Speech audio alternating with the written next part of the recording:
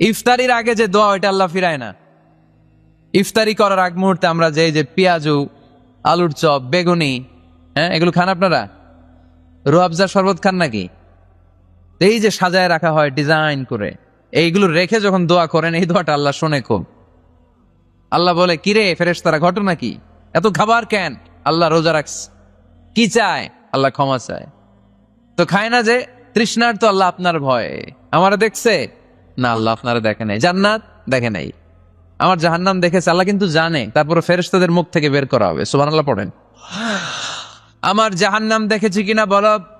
ফেরেশতারা বলে না, জাহান্নাম দেখে নাই। আমার জান্নাত দেখেছে কিনা বলো, জান্নাতও দেখে নাই। কিছুই দেখে নাই, আপনারও দেখে নাই। আল্লাহ এবার খুশি হয়ে যাবে। আমার খুশির জন্য আমার ভয়ে তৃষ্ণার্ত ক্ষুধার্ত সামনে খাবার হাত বাড়ালেই খেতে পারে, গ্লাসটা তুললেই পান করতে পারে, আমার ভয়ে খায় না। আমার ক্ষমা চায়, আমার কাছে ক্ষমা প্রার্থনা করে। এখন আমার বান্দা যা দোয়া করবে, বান্দার সব দোয়া আমি কবুল করে নেব। আল্লাহর ভালোবাসা সফট কর্নার খুব গ্রো করে। যোগ্য যে কূপ মারতে হবে, ঠিক কিনা? সময় মতো কাজ করতে হবে। সময়ের 1 ফোঁট, অসময়ের 10 ফোঁট। সময় মতো 1 ফোঁটা দিলে যেই লাভ, অসময়ে 10 ফোঁটা দিলে ওই লাভ হবে না। সময় মতো কাজ করতে হবে। ইফতারের আগ মুহূর্তে বাইনাল আযানি ওয়াল ইকামা, ইকামতের মাঝখানে দোয়া করলে ওই দোয়া আল্লাহ কখনো ফিরিয়ে দেয় না।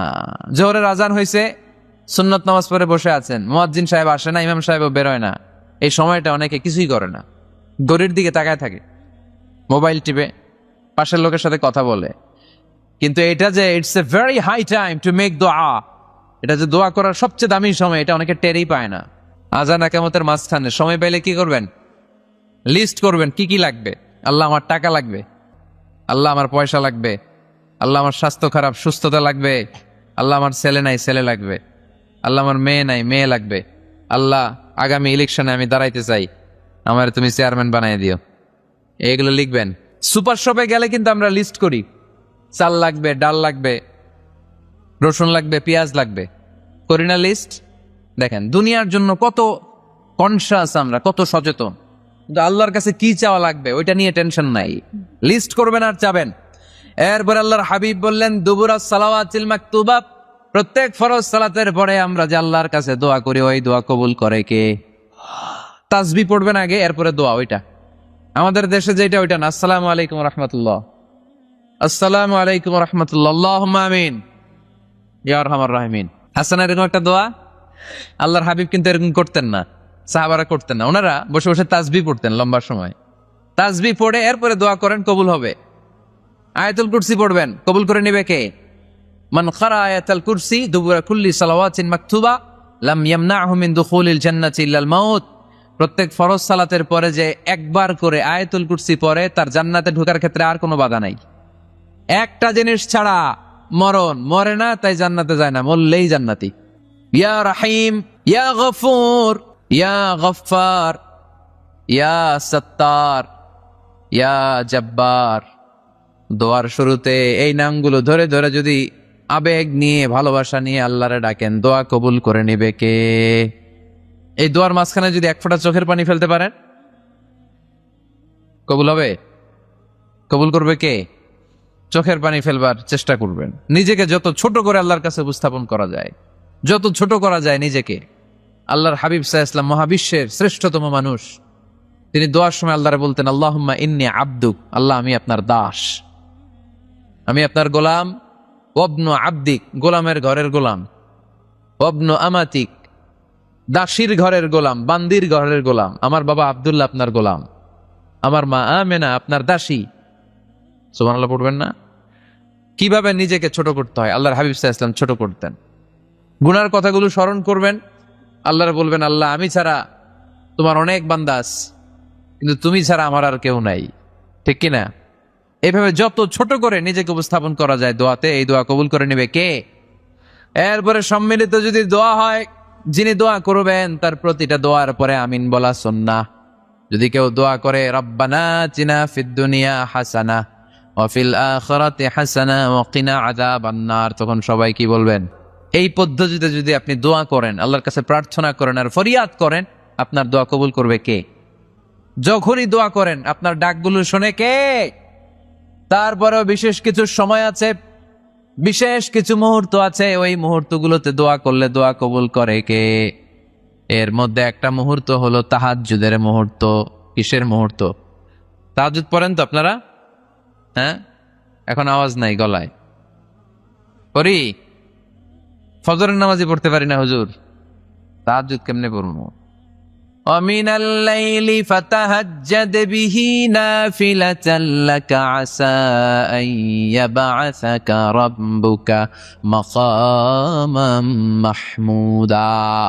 এটা এমন নামাজ, এই নামাজের পরে দোয়া করলে কবুল করবে কে?